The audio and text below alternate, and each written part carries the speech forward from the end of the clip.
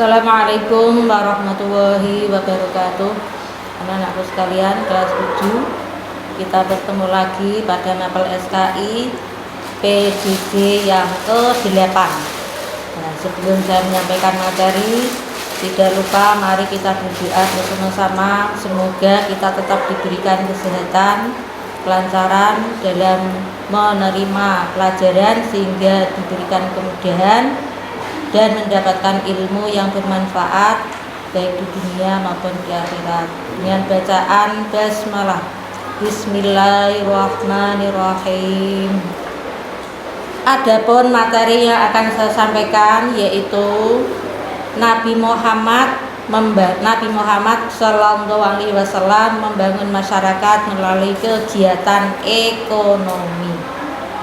Nah, ini ada beberapa langkah yang perlu anak-anak ketahui mengenai langkah awal Nabi Muhammad setelah tiba di Madinah. Jadi Nabi untuk membangun masyarakat melalui kegiatan ekonomi yaitu setelah berada di Madinah atau hijrah di Madinah.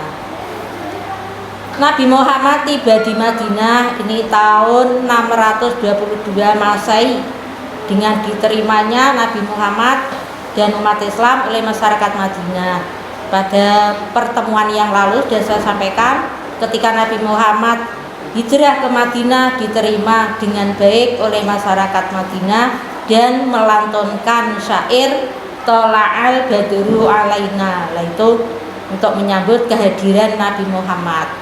Sehingga Nabi Muhammad memberi gelar kepada umat Islam Madinah dengan sebutan kaum Ansor. Kaum Ansor, kelompok masyarakat yang menjadi penolong. Sedang umat Islam yang datang dari Mekah diberi nama kaum Muhajirin. Jadi umat Islam yang datang dari Mekah ke Madinah namanya kaum Muhajirin, sedang kaum masyarakat yang berada di Madinah atau asli Madinah namanya kaum Ansor. Itu pengertian dari dua kaum antara kaum Ansor dan kaum Muhajirin. Setelah Nabi Muhammad hijrah di Madinah, itu Nabi Muhammad mempersatukan antara dua kaum itu, antara kaum Ansor dan kaum Muhajirin. Nah, di sini ada beberapa langkah utama Nabi Muhammad, beberapa langkah utama dalam rangka membangun masyarakat baru, yaitu berada di Madinah. Yang pertama adalah pembangunan masjid sebagai pusat dakwah. Nabi pertama setelah di Madinah langsung membangun masjid. Masjidnya namanya Masjid Nabawi. Ini Nabi membangun Masjid Nabawi. Nah, masjid itu dibangun di atas tanah milik kedua anak yatim. Anak yatim itu bernama Sahal dan Suhail. Walaupun Sahal dan Suhail ini sebenarnya dia memberikan tanah itu untuk dibangun masjid, tapi Nabi Muhammad tidak mau. Nabi Muhammad tetap membelinya, kemudian dibangun sebuah masjid. Nah, apa fungsinya masjid? Nah, ini masjid mempunyai fungsi sebagai tempat ibadah. Ini yang pertama. Tapi tidak hanya itu, pusat kegiatan dakwah, pendidikan, dan pengajian keagamaan, juga tempat pengadilan berbagai perkara yang muncul di masyarakat dan juga untuk bermusyawarah. Ini diantara fungsi dari masjid. Jadi tidak hanya untuk sholat atau ibadah saja, tapi yang utama adalah untuk ibadah, karena mengharapkan supaya umat Islam yang beribadah di masjid itu keimanan dan ketakwaannya itu senantiasa bisa terjaga dan terpelihara. Selanjutnya setelah membangun masjid, yang dilakukan Nabi Muhammad adalah mempersaudarakan kaum muslimin. Ya, kaum muslimin apa? Ya tadi kaum muslimin dari pihak kaum Ansor dan kaum Muhajirin itu dipersaudarakan supaya hubungannya menjadi lebih akrab.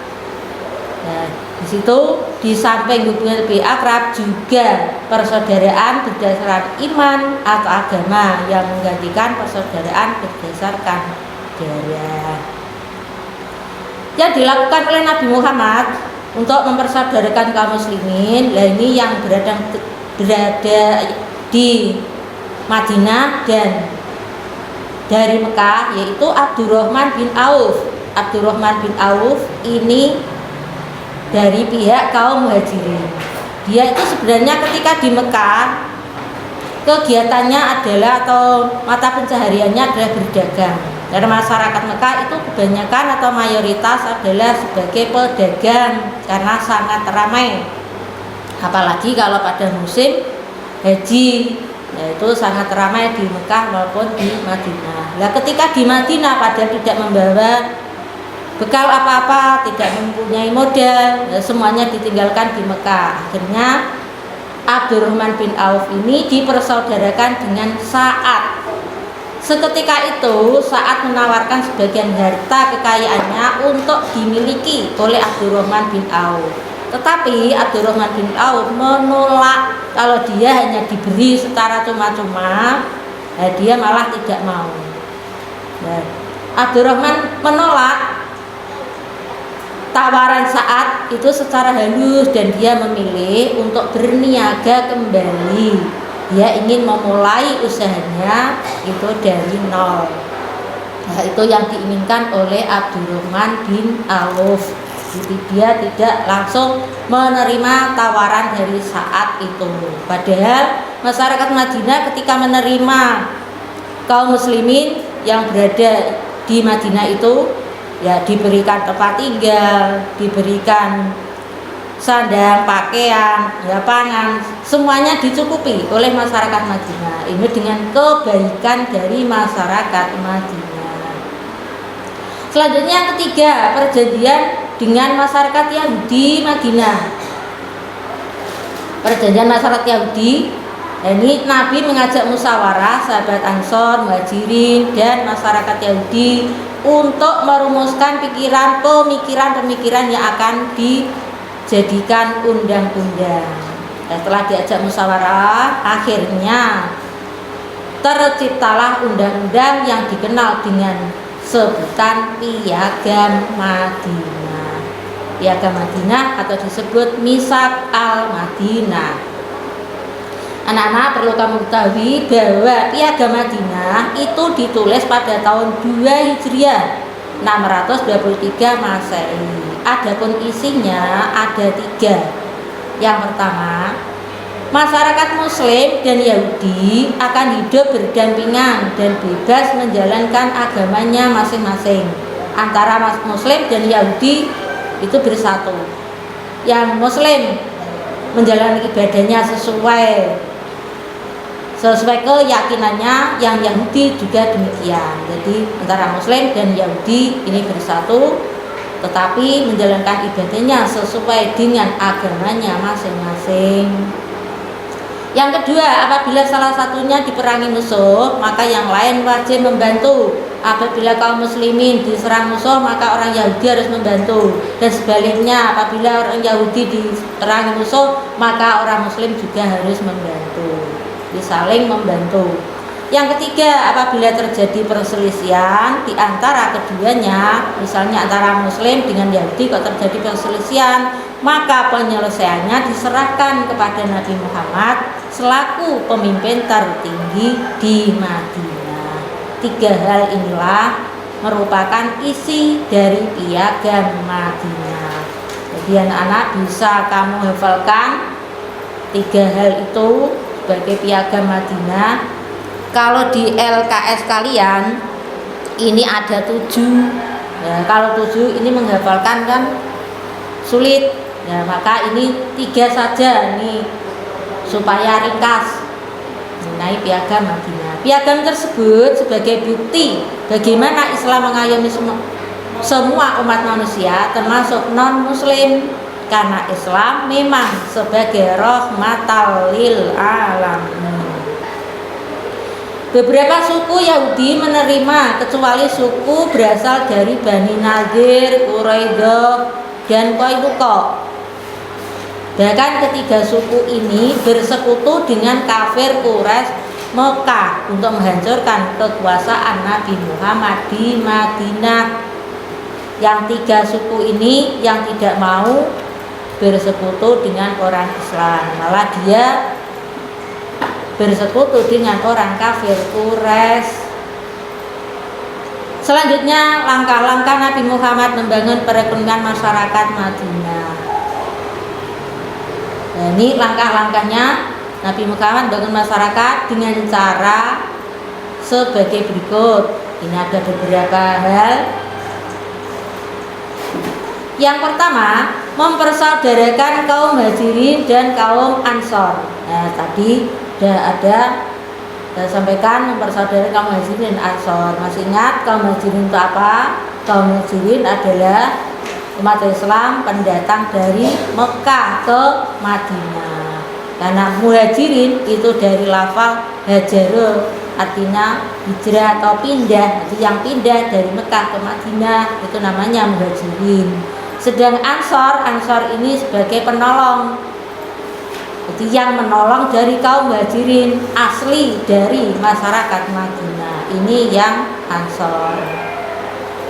Itu dipersaudarakan oleh Nabi Muhammad. Ini langkah supaya bisa membangun perekonomian masyarakat Madinah. Yang kedua, menempatkan orang fakir miskin yang tidak punya tempat tinggal di masjid yang dikenal dengan nama Ahlu Suffah. Jadi fakir miskin dia tidak mempunyai tempat tinggal, akhirnya diberikan tempat tinggal di sekitar masjid, yaitu disebut Ahlu Suffah. Orang-orang miskin atau sedang menuntut ilmu dan tinggal di halaman masjid atau di laman masjid, itu yang disebut Ahlu Suffah. Selanjutnya yang ketiga, bekerja sama dengan kaum Ansor menciptakan lapangan pekerjaan bagi kaum Muhajirin. Nah, ini kaum Muhajirin dengan kaum Ansor menciptakan lapangan pekerjaan yang semula dari Mekah itu sebagai pedagang di Madinah, akhirnya dia mengembangkan pekerjaannya sebagai pedagang. Yang semula di Makkah itu dia tidak berdagang, tetapi tidak mempunyai keahlian untuk berdagang, maka di Madinah disediakan lahan pertanian supaya dia bisa hidup bertani dan diajari bagaimana teori cara bertani. Dan karena di Madinah tanahnya subur, cocok ditanami kurma dan anggur. Nah, maka dari itu bagi masyarakat Mekah atau kaum Muhajirin berada di Madinah karena dia tidak mempunyai keahlian untuk berdagang dan juga tidak mempunyai modal, maka dia hidup sebagai petani. Selanjutnya yang keempat, Nabi Muhammad menganjurkan bagi kaum Muhajirin yang mempunyai pengalaman dagang dan modal sebagai pedagang. Nah, ini yang semula berada di Mekah itu sudah sebagai pedagang karena dia sudah mempunyai pengalaman dagang beberapa tahun, akhirnya ya di Madinah mengembangkan pengalamannya sebagai pedagang. Nah, itu yang dilakukan oleh kaum Muhajirin selama di Madinah. Dan kaum Muhajirin selama di Madinah ini merasa lebih nyaman, lebih aman dalam beribadah, tidak ada yang mengganggu lagi. Tidak seperti pada waktu di Mekah, banyak gangguan, banyak ancaman, siksaan, semuanya dilakukan oleh masyarakat Mekah. Maka dari itu dengan kepergian kaum Muhajirin di Madinah, itu masyarakat Mekah atau kafir Quraisy merasa kehilangan musuh yang biasanya dimusuhi sudah tidak ada. Yang keenam, setelah menerima perintah zakat, pembinaan perekonomian umat Islam lebih mendapat perhatian karena orang yang kaya dan harta bendanya sudah mencapai nisabnya, maka untuk umat Islam itu dia wajib mengeluarkan zakat, dan zakatnya diberikan kepada asnaf 8. Salah satu dari asnaf 8 terutama adalah fakir miskin. Jika fakir miskin dia mendapatkan ini zakat atau pemberian zakat, maka dia hidupnya atau ekonominya menjadi tercukupi. Ini dengan keberadaan umat Islam yang telah mengeluarkan zakat. Yang ketujuh, mengupayakan pembangunan pasar di Madinah. Di Madinah ada pasar, tak? Pasarnya itu di sebelah utara masjid. Ya, ini sebelah barat Masjid Nabawi. Karena dulu tuh saya penasaran karena belum tahu pasarnya itu di mana. Terus akhirnya saya ingin pada waktu bersama-sama itu saya ketinggalan, teman-temannya sudah pergi ke pasar tapi saya tidak tahu. Terus akhirnya saya ke pasar sendiri supaya kita tahu pasarnya itu kayak apa dan di sebelah mana. Ternyata di Masjid Nabawi, sebelah barat Masjid Nabawi itu ada pasar dan letaknya sangat strategis. Nah, di sana itu kalau sudah saatnya azan itu yang dagang itu langsung tinggal semua ke masjid. Jadi pasarnya terus sepi. Dia tidak merasa engkau daganganku hilang, tidak. Nah, pokoknya begitu ada azan langsung semuanya ditinggalkan, pergi ke masjid. Nah, ini walaupun dia dagang di pasarnya dilakukan oleh masyarakat Madinah. Jadi perlu diingat-ingat kembali, masjid yang pertama kali didirikan Nabi Muhammad ketika di Yasrib adalah Masjid Nabawi. Di Masjid Nabawi, masjid pertama yang dibangun Nabi Muhammad setelah Nabi Muhammad hijrah. Tapi ada masjid yang pertama lagi, yaitu Masjid Kuba. Masjid Kuba itu masjid yang pertama didirikan Nabi Muhammad dalam sejarah Islam. Nah, itu ada bedanya.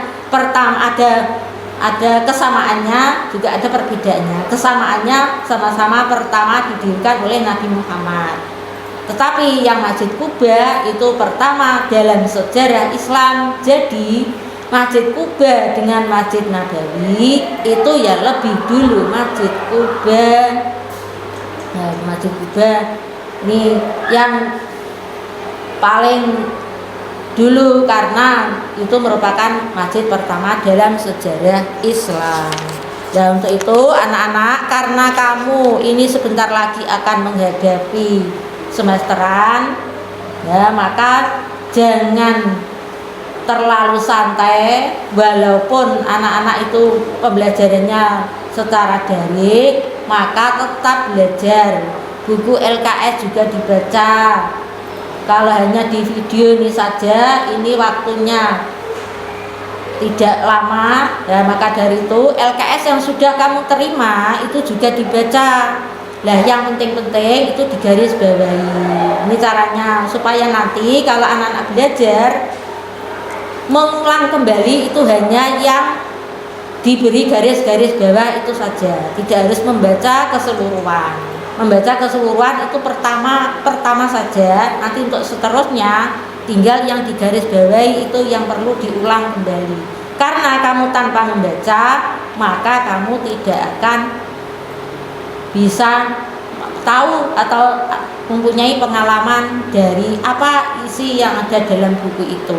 Dan untuk itu LKS jangan hanya disimpan, dibuka, dibaca, dipahami supaya anak-anak bisa tahu apa yang ada dalam isi LKS yang kamu terima itu. Jangan asal dibawa, asal bisa membayar, tidak hanya cukup itu, maka kamu harus membaca supaya bisa mendapat tambahan pengalaman dan mendapatkan ilmu dari apa yang telah kamu pelajari itu. Anak-anak sekalian, ini di LKS-mu itu bisa kamu pelajari halaman 50 ya, membangun masyarakat Madinah.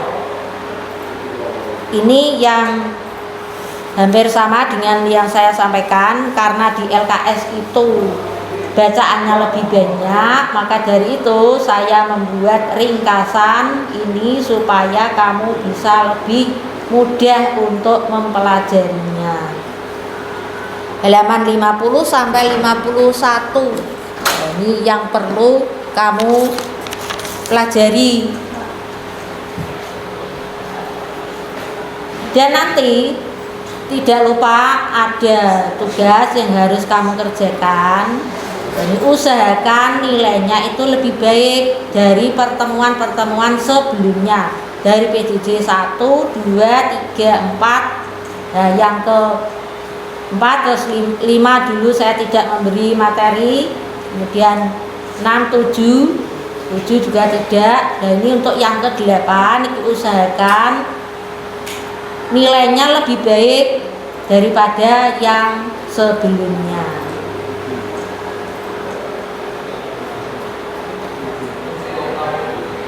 Saya kira cukup untuk materi kelas 7 ini.